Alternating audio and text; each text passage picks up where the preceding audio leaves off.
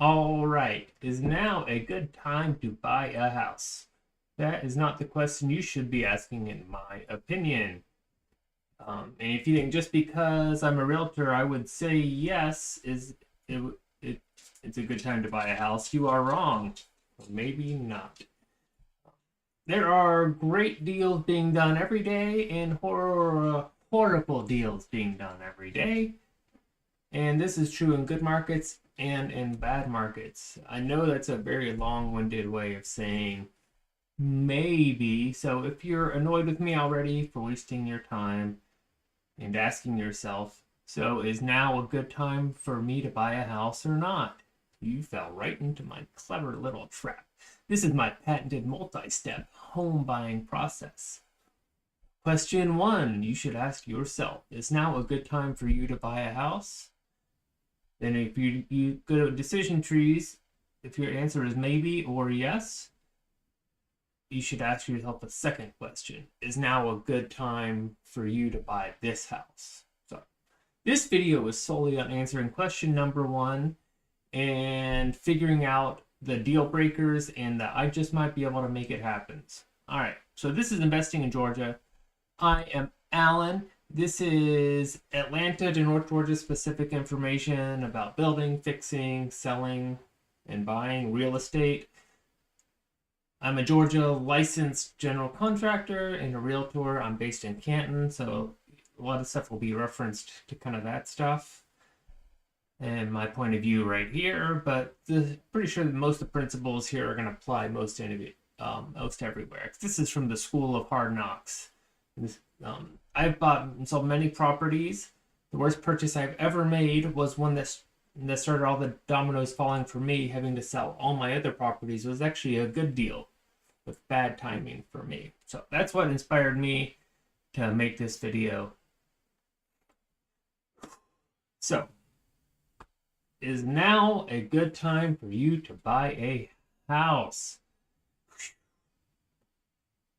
All right. There can be these can be for both personal houses and investment properties, but it's generally going to be kind of tuned to the if you're buying it for a personal house. But I guess almost everything applies directly to investment properties if you're looking to rent out a property. If you are looking to start flipping and this is the only video you are looking at, do not do that. There's a lot of risk right now. But if you want to use this as part of your, well, I guess you're going to, if that was what you were thinking, this first question is going to knock you out.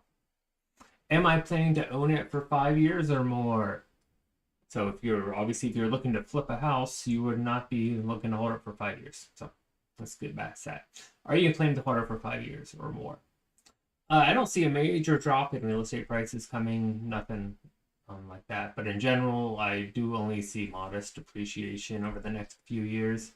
And a price drop can definitely happen. So I don't foresee it, but you never rule out things. Plan on a longer hold time.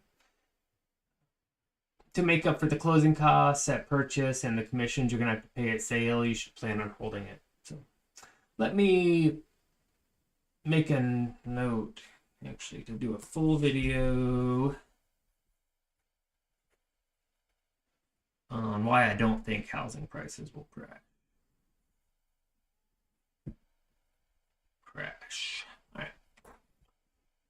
Oh. Number two.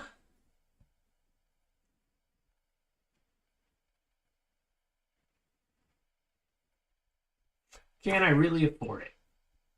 Never ask a real estate agent this question. If you can really afford a house, they will probably say yes. You should research mortgages and your down payments on your own and your budgeting. Figure out what you can spend comfortably monthly and have cash reserves even after closing. Because as my mama always said, home ownership is like a box of chocolates. You never know what you're going to get. Things will break. Financial stresses lead to poor decision making. So you know those big expensive trucks contractors buy? Soon enough, you will see how they can afford them. Oh, mortgage is also going to drop your credit score too, probably a lot. So you don't need a financial advisor really, but do your homework. I think the Money Guy show is a good place to start. There's a lot of more conservative and a lot more less conservative options out there for opinions on how much house you can afford and all that. But just because you can get a loan for approved doesn't mean you should do it. You can get a conventional loan, look at FHA, SDA loans for more rural locations. There are also renovation loans. And a lot of these loans, that when it was a seller's market, like in 2021 and 2022, no one was accepting these loans. But now it's a buyer's market. And the sellers are willing to put up with the extra time needed to do that. So, as mortgage brokers, as well as banks and credit unions about their loan offerings, go to myfico.com to get a credit score that the mortgage places use. I forget which one it is, maybe 8. I don't know, because sometimes the scores amongst the different scoring methods can vary significantly. Like they have different ones for like if you're buying a car, and a regular one for if you're credit card and all that. So,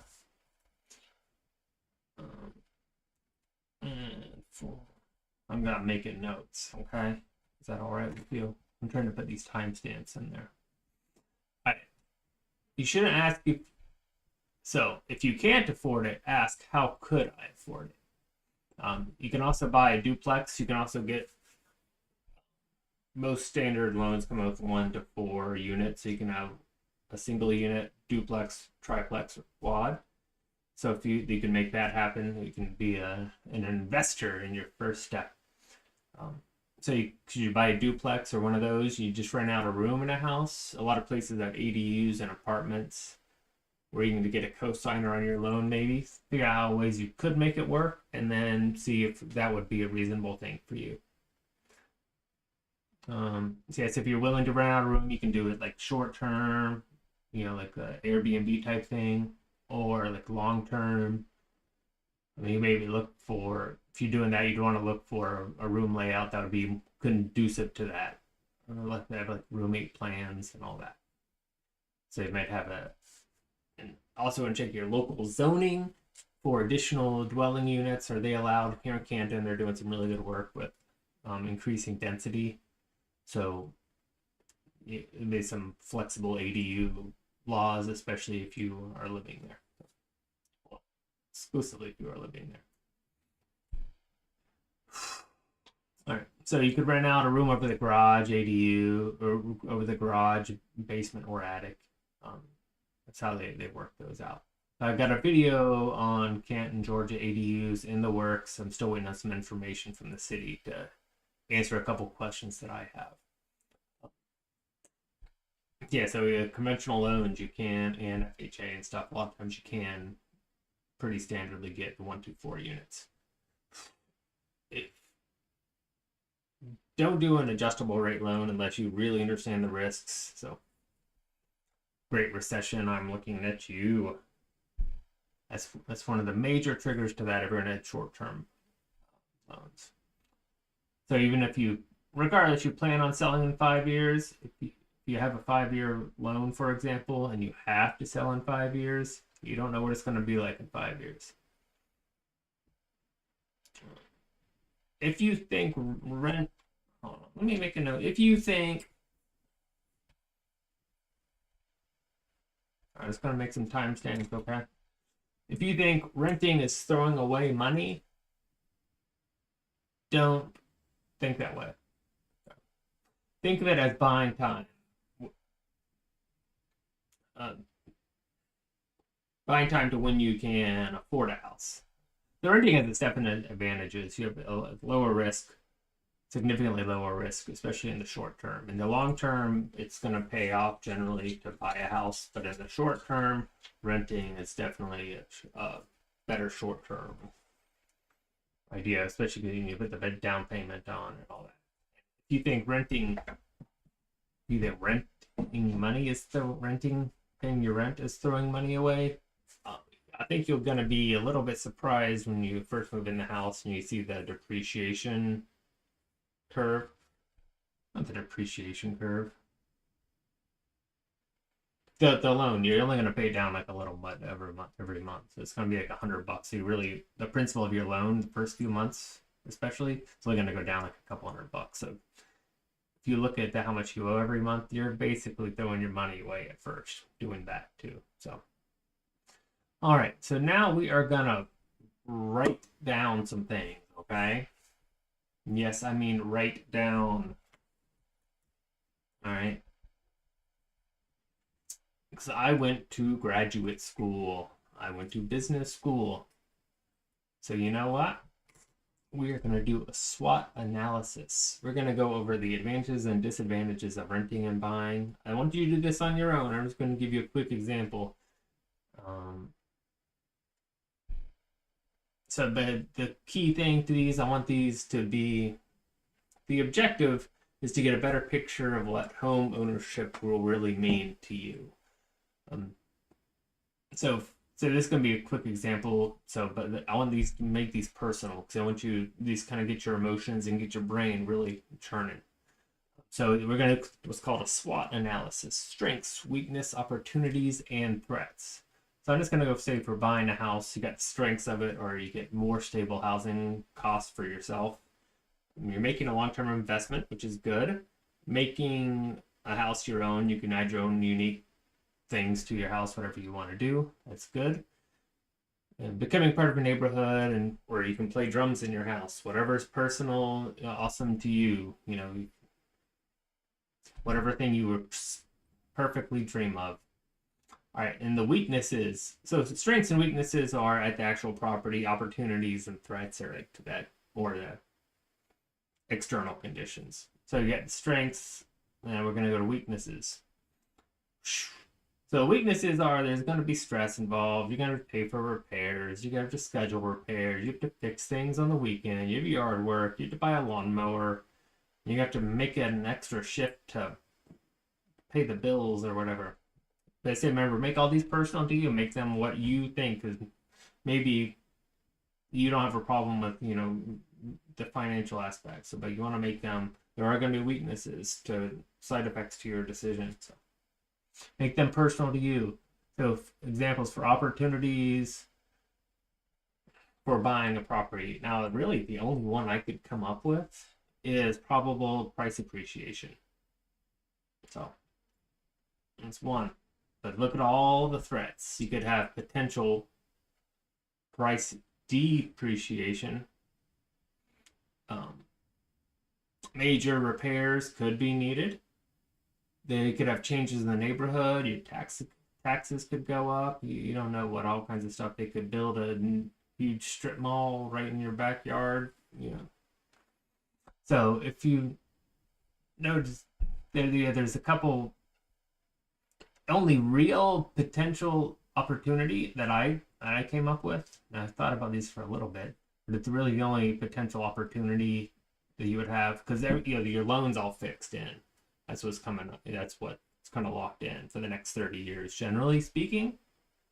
So we got probable appreciation. So a couple tips that I've come up with for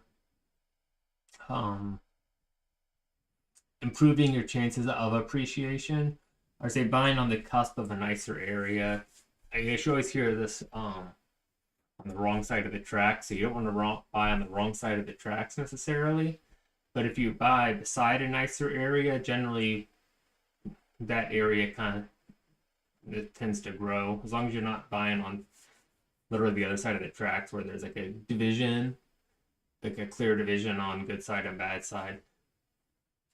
And like you don't want to be on this side. But if you are on the bad side, if you're really close to the good side, it'll be better than being on the bad side. So buy on the cusp of a nicer area.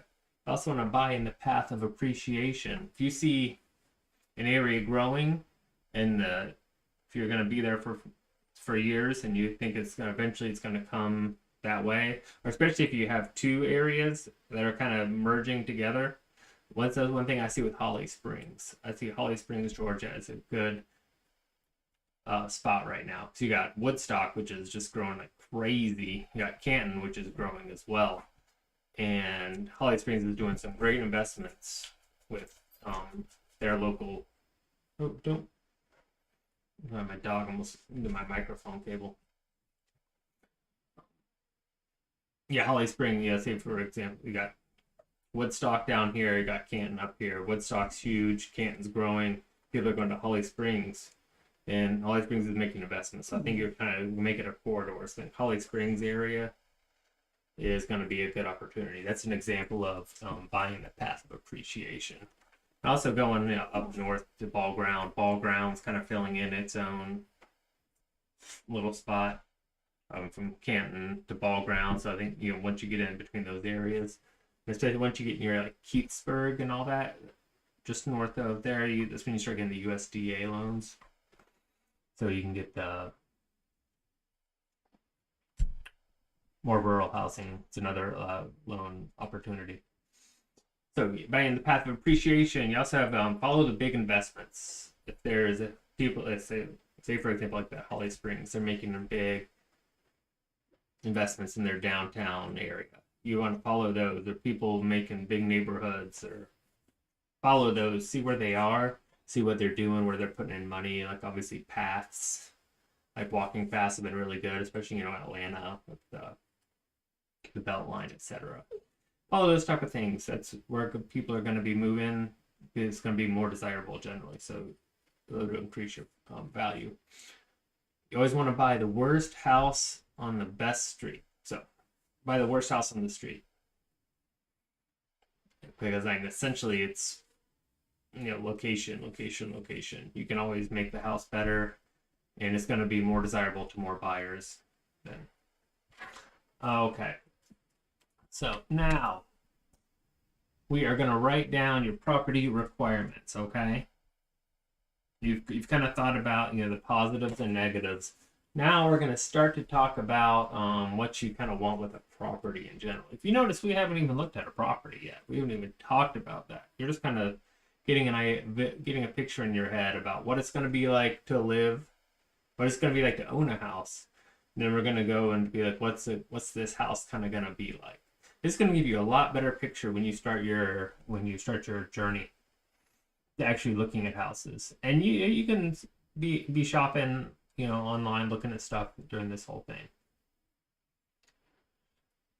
But yeah, if you go look at houses, you're not going to be able to pull the trigger, as they say, immediately. So we're going to write down these things again. Write down your property requirements, your wants, the things you are flexible on, the deal breakers, and the things. Oh my gosh. Oh my gosh, Treats. That's Treats. He pretty much makes his way into every video. So. As example, but yet again, make this one personal for you. I'm just going to give you some example of the actual what you're looking for a house. Think about what you want. You want a good yard for the kids to play in, for example. You want good schools. And say, for example, if financing is an issue, you might have to have an ADU or an apartment to rent it out if that was a financial requirement for you to get into a house. So your wants might be a place to put your drums. You want an ensuite bathroom. You want a yard, but you don't want too big of a yard. You want to be cutting grass all weekend, every weekend. You say you want access to the nature paths or walking paths, right? Things you can be flexible on. If you don't mind a smaller house, for example, you don't mind doing small repairs, painting to make it look nice, etc. But a deal breaker would be if you're really close to a main road. I did that once. I was right off a highway, and in the summer when the leaves are on there, it's fine. And when you first go there, it's it's not too bad. You hear it, and especially when, in the winter, when there's no leaves and the sound just comes right at you. It's much louder, and even you don't realize even in the summer, say for example. You don't realize how much that constant noise is kind of gets on your nerves or whatever. So that was for me. That's a deal breaker for me, being right beside a highway or a main road. and also it depends how close is. So like another potential deal breaker would be like a rough neighborhood, major renovation projects. You don't want to be, you don't know what you're doing construction wise. But yeah, I talk about a lot of that type of stuff a lot on here. So if you've got questions with regard to that, so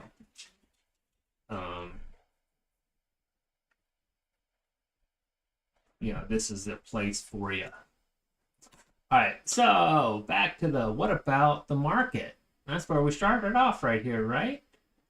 So a good market, what they generally say, is generally what they consider it's good for sellers, not buyers. That's why it's called a buyer's market.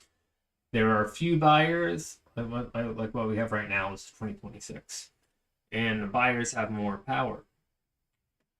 So if you're a buyer, you want less competition. It was the hot markets like 2021, 2022, where buyers really had to compete with buyers. They got all these cash offers, etc. And now sellers had like a stack of offers to choose from. Now everything's slowed down a lot. A lot of those VHA, FA, a lot of the government loan programs are getting a lot more opportunity, people with those, because they do take longer and they do have more chances of falling through, and they have some more requirements for the seller. But now there's not as many buyers, so it's less risk. It's less options for the sellers to go back. So back to my patented multi-step home buying process. Question 1. Is now a good time for you to buy a house? If you answered yes or maybe, proceed to question number 2. Is now a good time for you to buy this house? So I think if you answered yes or maybe to one of those, well, hopefully you should be writing down, you should be working on your homework list tonight of writing down all your list. You can actually start really dive into the house buying process, which is a whole nother step. Seriously, seeing if you're ready and seeing what you would be looking for and getting comfortable with what it would be like to own a house. Just writing it all down. Don't let emotions get involved with this. Emotions and financial decisions, especially financial decisions that are expensive to get out of and can take a long time to get out of, which is like what real estate is. You need to be very cautious. Don't use your emotions. Write it down, look at it, and that way you can have a clear head and make clear-headed decisions. And then you can actually dive into looking at actual properties. So most of my other videos are actually about the house itself, building materials, and even like contracts you sign. And I share a lot of my insights on the do every week. I do an affordable housing market update around the Lake Allatoona area of Metro Atlanta. I go from Cartersville to Canton up to Jasper, putting some down to Holly Springs, etc. I do that live on Friday mornings, pretty early. So especially if you're not on the East Coast, you're definitely not going to get it. It's usually around 7 o'clock ish. So for all your fellow viewers' sake, please correct me if anything is needed. I do these live because I don't like editing, so chances are I misspoke on something. So if you learned something though, please like, share, comment, or subscribe. If you have any questions about Georgia real estate or construction, my contact info is in the description below. This is Investing in Georgia. I am Alan, and thank you. Have a good day.